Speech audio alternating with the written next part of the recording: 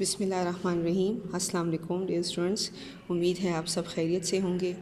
آج آپ کی اسلامیات کی سمری ہے۔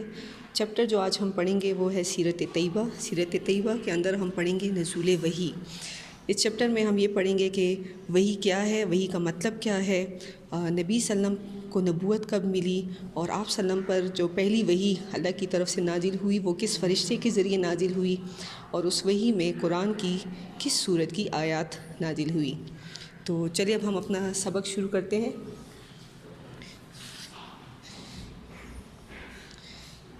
سبق نزول وحی، کتاب صفحہ نمبر 35، 36، 37۔ وحی کیا ہے، یعنی وحی کا مطلب کیا ہے؟ وحی کا مطلب ہے اللہ تعالیٰ کا پیغام۔ وحی کے معنی و مفہوم، وحی کا معنی و مفہوم یہ ہے، یعنی چپکے سے، خاموشی سے کسی کے دل میں کوئی بات ڈال دینا یا اشارے سے سمجھا دینا۔ آپ سب بچوں کو معلوم ہے نا کہ اللہ تعالیٰ نے انسانوں کی ہدایت اور رہنمائی کے لیے 1,24,000 پیغمبر بھیجے۔ پھر ان پیغمبروں میں سے کچھ پیغمبر کچھ قوموں کی طرف مبعوث کیے گئے، جو کہ اپنی قوموں کی طرف ہدایت اور رہنمائی کے لیے بھیجے گئے۔ انہی میں سے ہمارے جو آخری پیغمبر ہیں حضرت محمد صلی اللہ علیہ وسلم، انہیں جب اپنی قوم کی طرف بھیجا گیا تو اس سے پہلے ایک فرشتہ آیا تھا جو کہ اللہ کا پیغام آپ کے پاس لایا تھا، اور وہ فرشتہ کون تھا؟ حضرت جبرائیل علیہ السلام۔ تو اب ہم آگے پڑھیں گے کہ وحی سے مراد کیا ہے، وحی کہتے کسے ہیں۔ وحی سے مراد ہے اللہ تعالیٰ کا وہ پیغام جو مختلف طریقوں سے اپنے انبیاء اور رسولوں تک اللہ تعالیٰ پہنچاتا ہے۔ یعنی اللہ جو اپنا پیغام پیغمبروں رسولوں تک پہنچاتا تھا تو وہ مختلف طریقوں سے حضرت جبرائیل علیہ السلام کے ذریعے اپنے رسولوں تک پہنچاتا تھا۔ اب نبی صلی اللہ علیہ وسلم پر وحی کا آغاز کب ہوا؟ نبی صلی اللہ علیہ وسلم کو جب نبوت ملی تو اس وقت آپ کی عمر کیا تھی اور کہاں پر آپ کو یہ نبوت ملی؟ نبی صلی اللہ علیہ وسلم 40 سال کی عمر میں نبی صلی اللہ علیہ وسلم کو نبوت ملی۔ مکہ سے 3 میل کے فاصلے پر جبل نور، جبل کہتے ہیں پہاڑ کو، نور یعنی روشنی، جبل نور میں واقع غار حرا میں پہلی وحی نازل ہوئی۔ مکہ سے 3 میل کے فاصلے پر ایک غار ہے جس کا نام ہے غار حرا، وہاں پر نبی صلی اللہ علیہ وسلم پر پہلی وحی نازل ہوئی ہے۔ دیکھیے پکچر میں آپ کے لیے لائے بھی ہوں، یہ ہے وہ پہاڑ جبل نور، مکہ سے یہ 3 میل کے فاصلے پر یہ واقع ہے۔ یہ وہ پہاڑ ہے جس کے اندر غار ہے جس کا نام ہے غار حرا۔ پکچر میں آپ دیکھ سکتے ہیں، یہ ہے اس غار کی پکچر جہاں پر نبی صلی اللہ علیہ وسلم، جب نبی صلی اللہ علیہ وسلم کی عمر 40 برس کی ہوئی تو آپ تنہا پسند ہو گئے، یعنی آپ کو تنہا رہنا اچھا لگتا تھا۔ آپ اکثر اس غار کے اندر تشریف لے جاتے تھے اور کہیں کہیں مہینے گزارتے تھے۔ یہاں آپ اللہ کی عبادت میں مصروف رہتے تھے، اکثر اپنے ساتھ کھانے پینے کا سامان بھی لے جایا کرتے تھے اور کئی مہینے اس غار میں گزارتے تھے اللہ کی عبادت میں۔ اب جب آپ صلی اللہ علیہ وسلم ایک دن اس غار میں عبادت میں مصروف تھے تو ایک فرشتہ جبرائیل علیہ السلام اللہ کے حکم سے نازل ہوا اور آپ صلی اللہ علیہ وسلم سے فرمایا اقرا۔ اقرا کا مطلب ہے پڑھیے۔ نبی صلی اللہ علیہ وسلم چونکہ پڑھنا نہیں جانتے تھے تو آپ صلی اللہ علیہ وسلم نے فرمایا کہ میں پڑھا نہیں ہوں، یعنی آپ پڑھنا نہیں جانتے تھے۔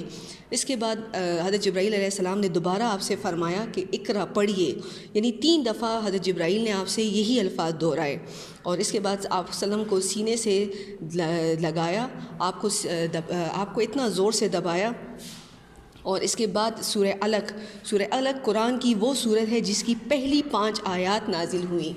سورہ علق یہ وہ سورت ہے جس کی پہلی 5 آیات نازل ہوئی۔ اس کے بعد فرشتے نے سورہ علق کی آیات آپ کو پڑھ کر سنائی اور آپ ان کے فرشتے کے پیچھے حضرت جبرائیل علیہ السلام کے پیچھے پڑھ رہے تھے۔ میں آپ کو اس کا ترجمہ سنا دیتی ہوں۔ پڑھ اپنے رب کے نام کی برکت سے جس نے پیدا کیا، جس نے انسان کو جمے ہوئے خون سے پیدا کیا۔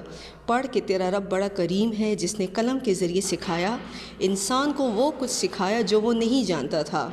یہ قرآن کی وہ سورت ہے جس کی پہلی 5 آیات حضرت جبرائیل علیہ السلام کے ذریعے غار حرا میں آپ صلی اللہ علیہ وسلم پر نازل ہوئی۔ اس کے بعد حضرت جبرائیل علیہ السلام جب واپس چلے گئے تو نبی صلی اللہ علیہ وسلم کی حالت بہت زیادہ خراب ہو گئی تھی۔ آپ اس کے بعد اب آپ کا زندگی کا ایک نیا دور شروع ہو گیا تھا۔ غار سے واپس آنے کے بعد جب آپ وسلم اپنے گھر واپس آئے تو اپنی بیوی حضرت خدیجہ رضی اللہ تعالیٰ عنہ کو سارا ماجرا سنایا۔ حضرت خدیجہ آپ کی پہلی بیوی تھی۔ حضرت خدیجہ نے آپ کے ساتھ زندگی کا ایک کافی عرصہ گزارا تھا، اور نبی صلی اللہ علیہ وسلم کے بارے میں آپ بچوں کو معلوم ہے نا کہ آپ کی سچائی اور دیانتداری تو عربوں میں مشہور تھی۔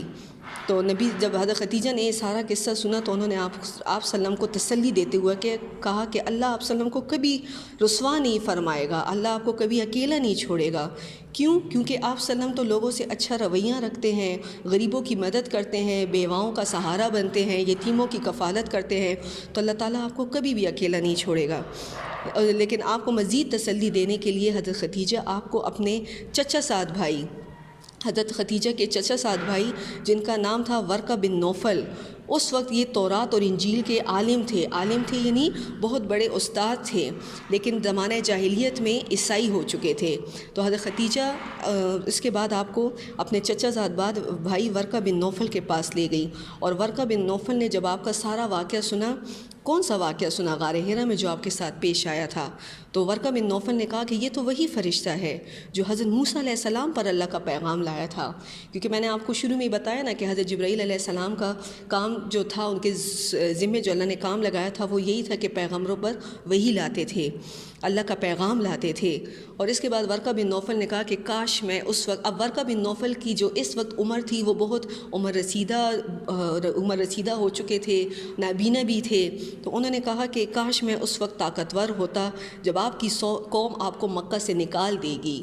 یعنی ان کا کہنے کا مطلب یہ تھا کہ جب آپ اپنی قوم کو اللہ کی طرف بلائیں گے، اللہ کے راستے کی طرف بلائیں گے، تو آپ کی قوم، یہی لوگ جو ابھی آپ کی سچائی اور دیانتداری کے گن گا رہے ہیں اور آپ کی تعریفیں کریں، یہی قوم آپ کے خلاف ہو جائے گی اور آپ کو اپنے شہر مکہ سے نکال دے گی۔ تو امید ہے کہ آج آپ کو اس چیپٹر کی سمری سمجھ آ چکی ہوگی۔ انشاءاللہ نیکسٹ اس میں ہم پھر انشاءاللہ اپنا نیا چیپٹر شروع کریں گے۔ تب تک کے لیے اللہ حافظ۔